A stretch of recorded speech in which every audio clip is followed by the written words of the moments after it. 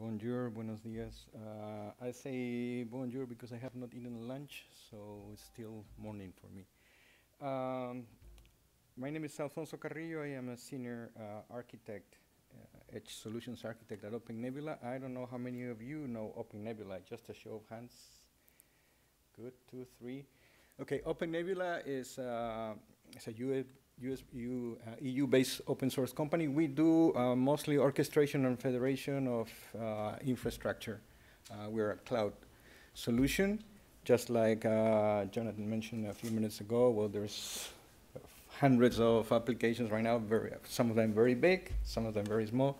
We're a smaller platform.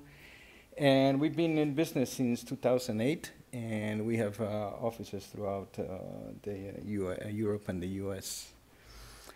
We are funded by the European Union in a One Edge project. We do a lot of edge computing application solutions, and that's the main focus we have right now, besides private clouds of the size of Akamai's or big gamer companies that use Open Nebula as their cloud orchestration and federation solution.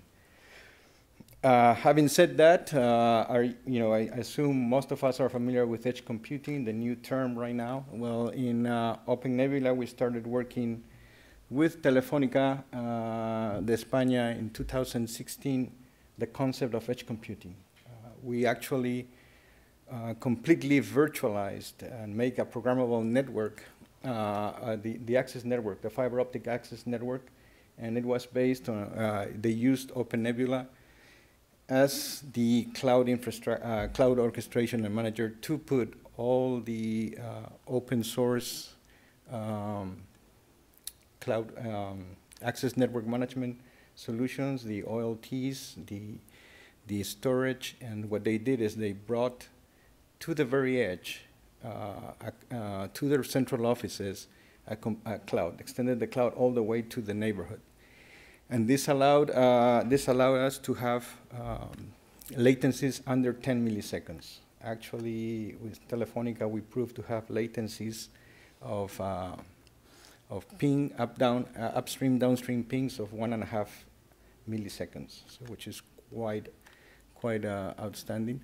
So what we are doing now is we're trying to bring cloud computing and the capabilities of services very close to the net, very close to the end user, actually all the way to his neighborhood, and that will allow a lot of growth on all the publics, will allow a lot of improvements, isn't it? We'll have low latency applications, improve user experience. What we proved that we could do is really customize the internet service too, so each customer could have his own way of setting up their internet in a way that he's inside the central office, he has all the cloud computing capabilities as it was part of his own network, without having to rely on an external cloud environment. We reduced data transfer and security, of course, because we had the data very close to the end customer, very close, so close that he could go in, actually walk to it and see where the data was stored. He doesn't have to rely on the public cloud, which is hundreds of miles or thousands of miles away. And we minimize vendor dependency. All the solutions, our solution is an open source solution. All the solutions that we've been working with are mostly open source. So it really minimizes vendor dependency, because you can use a platform like Open Nebula and move it to another platform that suits you best. One thing that we do is really, we are orchestration native. It doesn't matter the technology, the virtualization technology you are using, even if you're using Kubernetes, containers, KVM, vCenter, any technology you're using to virtualize, we can orchestrate, and we can communicate with it, and we can switch loads and transfer loads from one to the other. This allows us to foster really innovative solutions, but that's all that's edge computing, and we think that our view, my personal view, is edge and cloud are now one. You cannot separate and say, I have an edge solution, and it's not connected to the cloud, and somehow doesn't interconnect to the cloud. It's intrinsic part of the cloud, and that's why I say that, we're extending the cloud all the way to the neighborhood, all the way to your doorstep. What is the situation? What is the European perspective on all of this? Unfortunately, the use of cloud in Europe has risen very, very slowly. People don't, or companies or enterprises, and even individuals don't trust much the cloud, and it grows very, very slowly. European actors that are truly involved in providing cloud services is very small, very reduced. If I ask, how many know of a large cloud provider that is 100% European? Very little, isn't it? And if we ask who are the other ones, we really know AWS, Azure, Google, Facebook has a large cloud infrastructure, Alibaba has a large cloud infrastructure, but in Europe there's none. There is an investment gap, definitely, for some strategic reason. European governments and European Union and European enterprise decided that it wasn't worth to invest on cloud infrastructure, cloud services, European cloud services, and we have a real big gap. The $11 billion euros you see there is just part of what those companies invest annually on growing. If we have to start from zero, 11 billion is not going to take us there, unfortunately. And the years, time has no price. So, the European Union is really concerned, and our president, she's really put forward that we must have a strategy in Europe to come up with a sovereign cloud environment, sovereign data environment, even though, even more than that, being self-sufficient on most of these areas. So, there is a new industrial strategy. We have a unique opportunity. We must take advantage of it. I think the 80% of the data now processed relies or is in foreign hands, to say something, outside the sovereign capabilities of the European Union. And we think that 80% of that data can be brought to the edge and processed there. And not because being sovereign, but because the data that we want to treat and the speed we want to treat it at and the amount of data we have to process is very impractical to keep sending and processing all that data in hyperscale data centers or public cloud data centers. So that is a great opportunity as 5G grows, as IoT grows, to take advantage and bring those capabilities to the very edge. And if we do it with open source, the better. I cannot read very well. Okay, it says Europe can leverage its current strengths in industrial internet.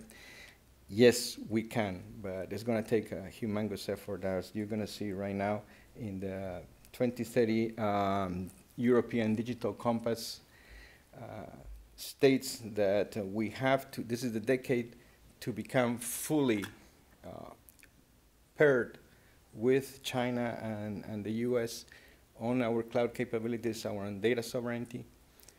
But we have quite some hurdles to overcome. And the first one for me is skills. In the last 10, 15 years, we have lost a lot of IoT or IT skills. And we hear, the European Union points that we might need 20 million more IT expert people to overcome the gap, and that's quite a challenge. Quite a challenge because, as you might understand, it's hard to convince people to come out into the IT world when the IT dominants are not in Europe, are outside Europe. Then we have the digital transformation of businesses. Businesses are also lagging behind. We need to foster the acceleration of of digitalization of the companies, mostly on the small and medium-sized enterprises. Digitalization of public services. Yes, indeed we need. To come over here this morning, I had to fill in my passport, my ID, and also I had to fill a paper saying that I was coming here and leaving, and give this to the stewardess, and I guess when she gets off the plane, she just throws it in the trash can or something like that. But, you know, this time of age, my national ID should have all the records, all the data of what I have done and where am I going, and how is it, you know, I don't need to fulfill all those papers. And then on secure and sustainable digital infrastructures, we see that there is a lack of infrastructure that is owned and sovereign by the European Union. But a good thing here I have highlighted is that the European Union is now, I mean, the European Commission acknowledges that we need to build around 10,000 edge nodes in the next few years, let's say till 2030. 10,000 sounds like a small number for all of Europe, but just building one and integrating it, as Jonathan says, is a pain. And to build 10,000, you know, when we started the project with Telefonica, they wanted to build 800. Thus far, they built 4.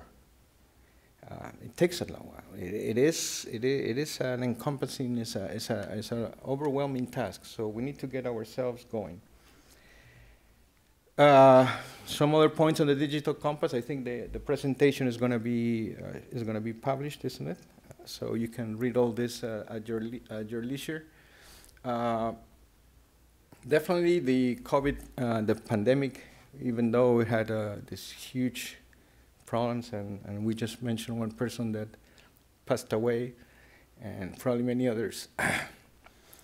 So one of the good things that come out of this terrible pandemic is that we realized that how vulnerable the European Union is, because we are, you know, not self-sustainable on a lot of issues. You know, right now there's a scarcity of semiconductors, no cars, no TVs, no nothing.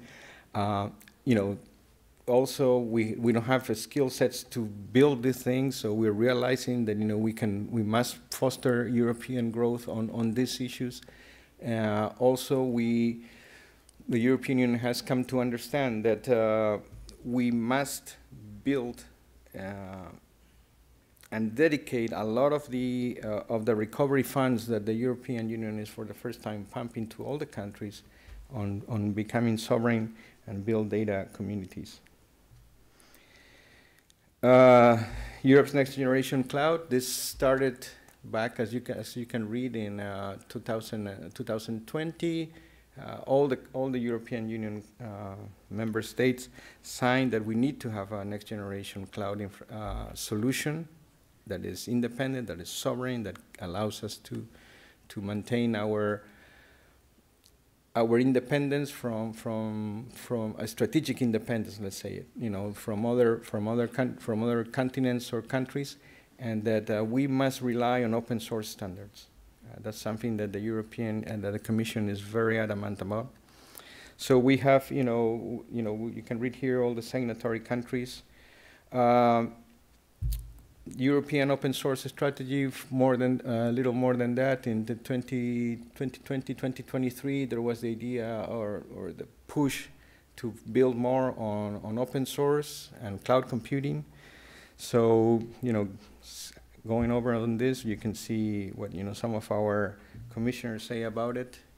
And let's go into some of the details of what's happening today in the European Union regarding all these initiatives. There is the EU Horizon Europe project, where OpenAvila actively participates on this. We have created the Sovereign Edge open source community, and there's the participants that are participating on this. Is just to build an open edge solution that is all the participants are open source. There is no big names here that are proprietary solutions, And I go furthermore. Here we don't have, these are all software based. We have also implemented the solution in white label hardware infrastructure. And some of that infrastructure is also built here in the European Union by big ODM manufacturers, which most of them are Taiwanese, but they have factories here in Europe. So this is one of the programs that we are very involved in it. This is another major program. If you're not aware, this is just happening starting this very week. We're deciding which work streams are gonna be performed under this. This is 11 country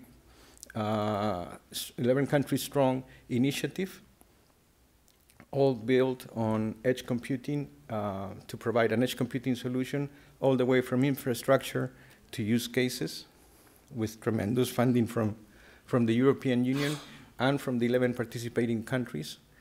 This will, the idea is to build a cloud edge continuum, and that means that if we have a public cloud, data on the public cloud, and we need that data on the very edge, we can move the data and the workloads transparently from one place to the other.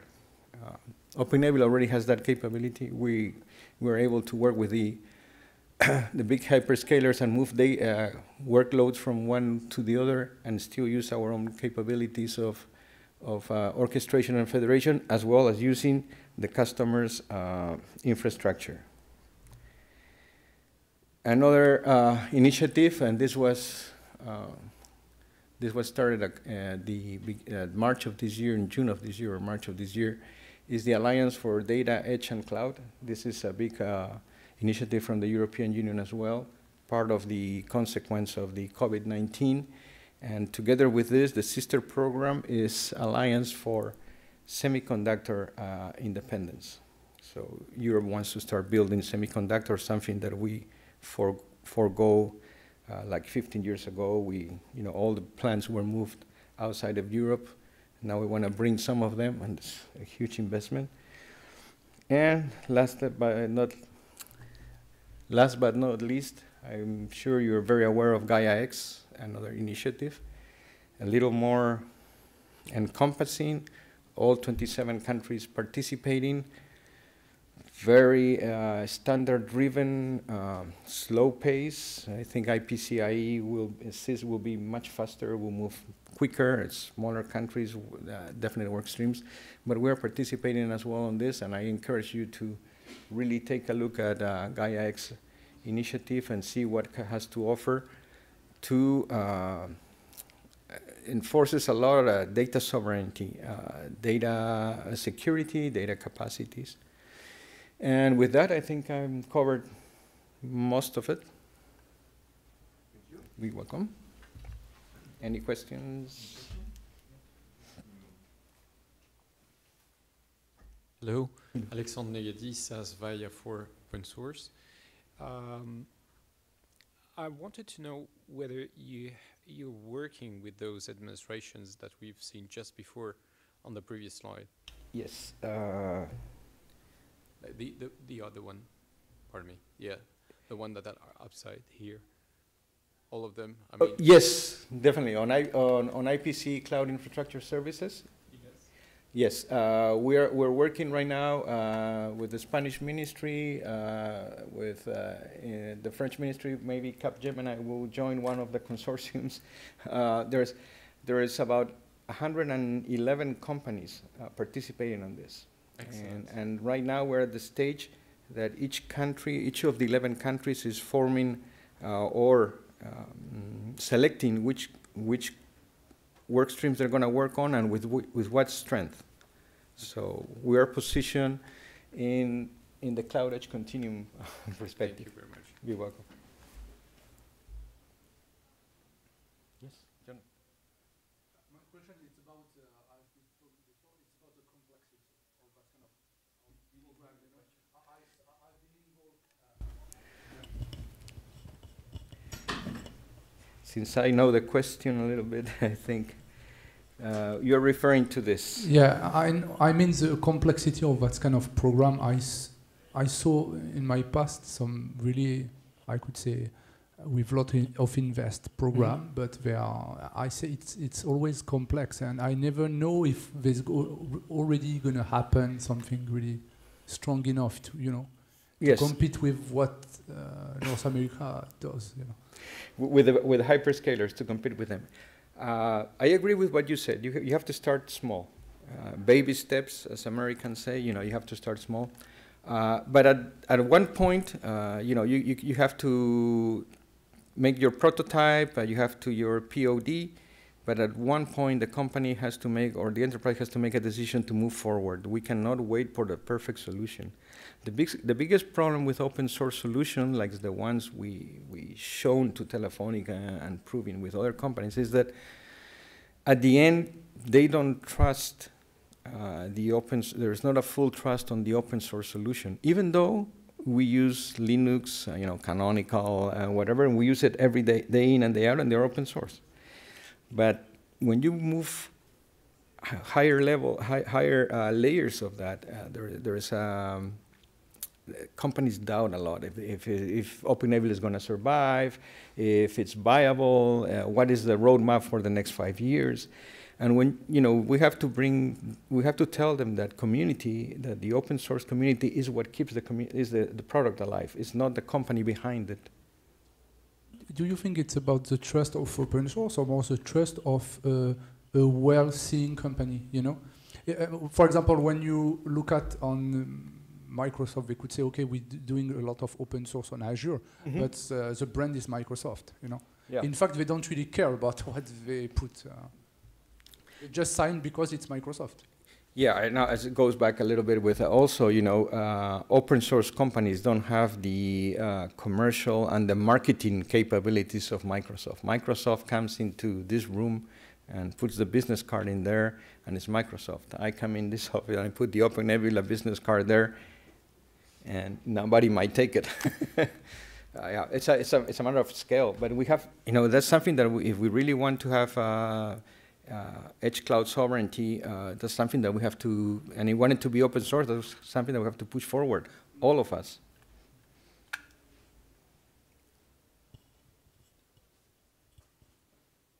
Any other question? So thank you. You're welcome. Anytime. Thank you.